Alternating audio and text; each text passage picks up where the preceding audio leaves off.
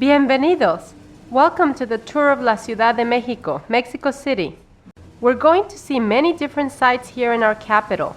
This will be different from most bus tours. Today, we'll visit different neighborhoods and learn about some of our pressing environmental problems.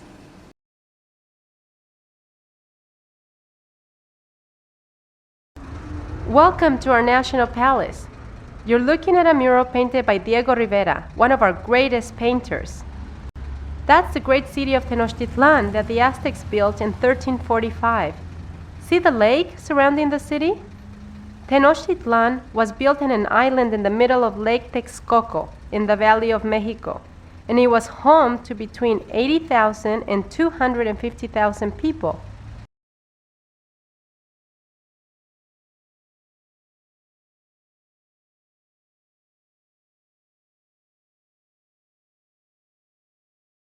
Look closely at this mural. You can see lots of different parts of this great city, like canals and causeways. The causeways connected the city to the mainland. There were also pyramids and huge palaces.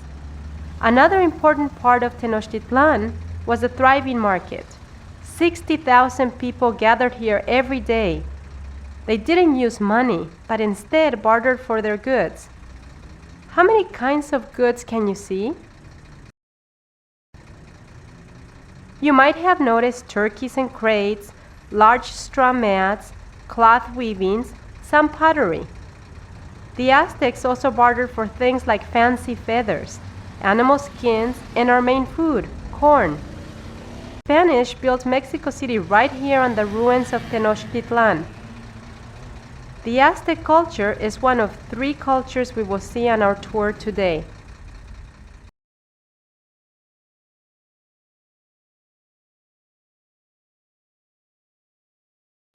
We are now in Mexico City's main square, which we call the Zócalo.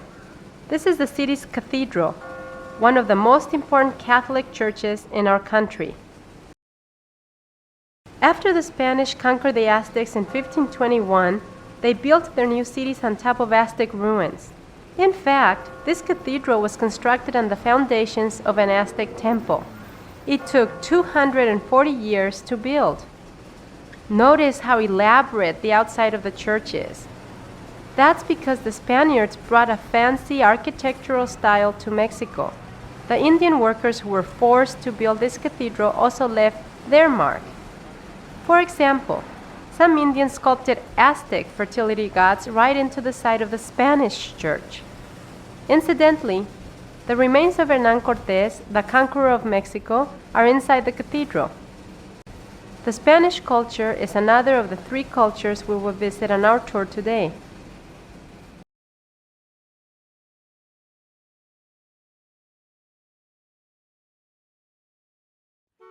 While we're stuck in traffic on the Paseo de la Reforma, imagine yourself in one of the skyscrapers looking down on this busy street. Unfortunately, the streets of Mexico City are always busy.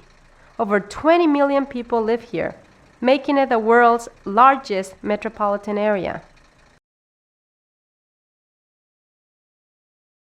The city covers 1,000 square miles in the Valley of Mexico. Mexico City is the center of government, as it was in Aztec and Spanish times. It's also the cultural center of the nation. For example, we have more than 50 museums that display centuries of Mexican art. On our tour, we will find great wealth, but we will also discover some of Mexico City's problems, like poverty, pollution, and of course, traffic.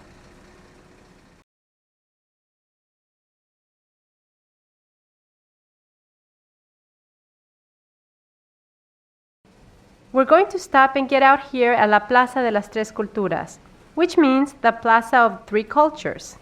Here, you will see Mexico's 3 main cultures all in one place.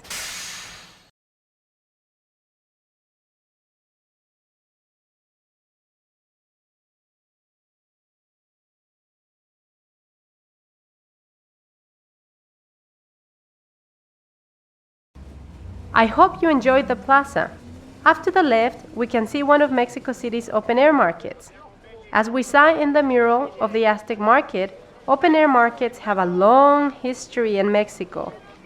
You may have noticed that lots of Mexican families shop daily in open-air markets where local farmers come to sell their goods. What is that woman over there selling? Much of what you'll find in this market has been grown in Mexico since before the Spanish came. For thousands of years, the basis of our Mexican cuisine has been corn. The Aztecs considered corn a holy plant because it was such an important part of their diet. We still use corn to make tortillas. Other foods from Aztec times that we still use are tomatoes, turkey, chocolate, squash, beans, avocados, chiles, vanilla, and nopal cactus. The Spanish brought beef, wheat, and rice to Mexico. So, modern Mexican cooking is a combination of these Spanish and Indian foods.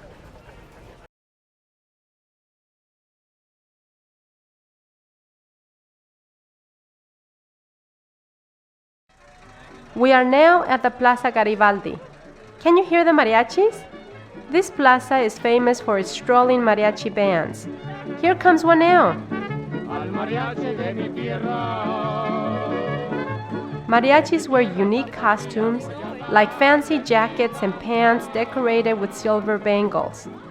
You can also see typical mariachi instruments like trumpets and guitars. Does anyone know about the mariachi's French connection? Well, the French occupied Mexico for a short time in the 19th century. The name mariachi is believed to be the Mexican mispronunciation of the French word mariage, as mariachis often played at weddings. Music has always been important in Mexico. It was so important to the Aztecs that they built special palaces to guard their instruments. And because they believed music was important in the afterlife, they often buried their dead with musical instruments. Traditional music is still an important part of Mexican culture. The most famous dance group in Mexico City, the Ballet Folclórico de México, keeps the traditional music alive through their dancing.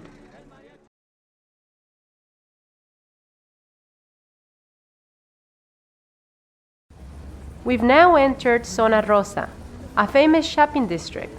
As you can see, the influence of Europe and the United States is everywhere. The streets are filled with designer shops, like Gucci, selling expensive merchandise like jewelry, clothes, antiques, and art. Wealthy tourists and rich Mexicans love to spend time window shopping and dining in fine restaurants here. Perhaps later, you'll have time for tea at the ritzy Salón de Té Duca d'Este. Also here is the Palacio de Bellas Artes, where Mexico City's opera and ballet perform.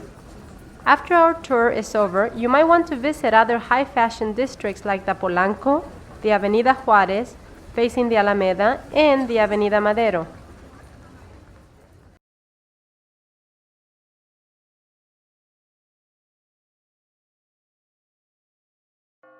Welcome to the Basilica de Guadalupe, the center of religion in Mexican life. Please be quiet and respectful at all times in the Basilica.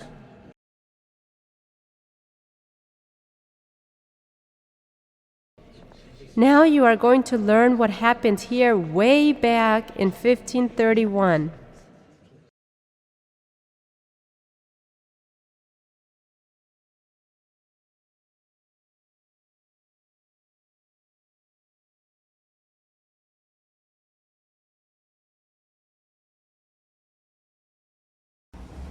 Now that you've learned more about Mexican history and culture, we're going to visit the neighborhoods where people live.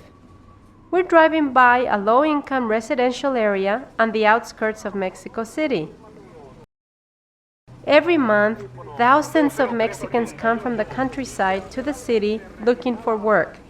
Because they don't make a lot of money, Mexico City's low-income workers are often forced to find housing wherever they can.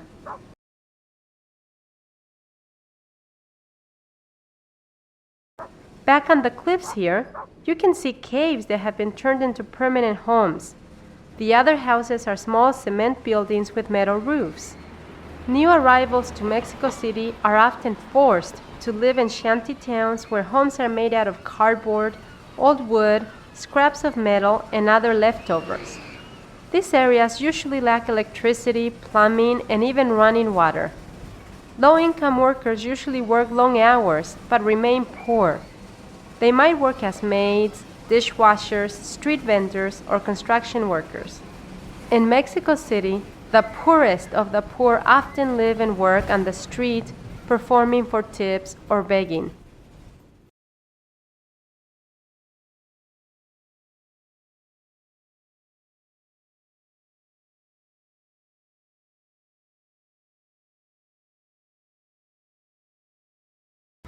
Now, if you look out at the right-hand side of the bus, you'll see we're passing by a middle-class apartment building.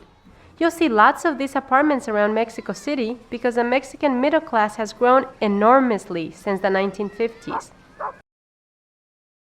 Middle-class workers work as merchants.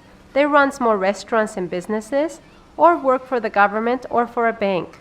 They might even work as tour guides. In Mexico, the middle-class workers are able to afford some luxuries like a car or an occasional vacation.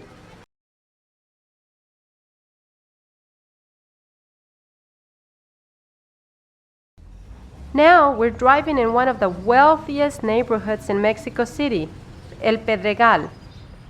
Our wealthy citizens are fabulously rich. In fact, we have the fourth highest number of billionaires in the world.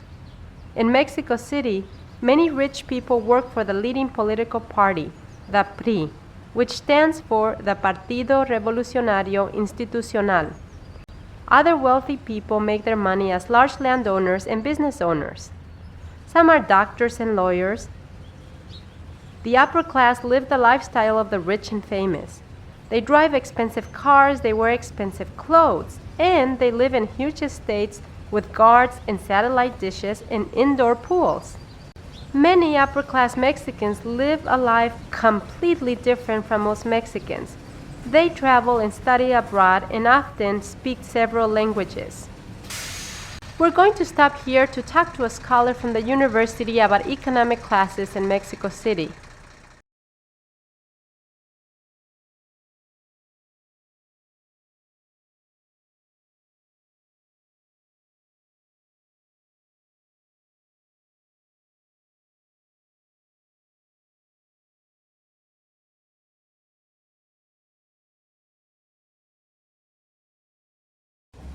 I hope the professor helped you understand more about the economic classes in Mexico. Now, we're passing over a river before our last stop.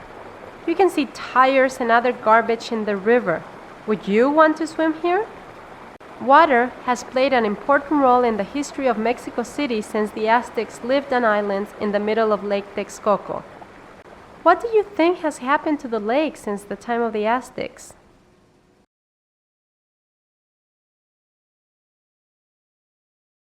Overcrowding creates a lot of environmental problems for Mexico City. Notice the pollution from that bus in front of us. In Aztec times, 250,000 people lived here. Today, 20 million people live here. What effect do you think this has had on Mexico City's environment?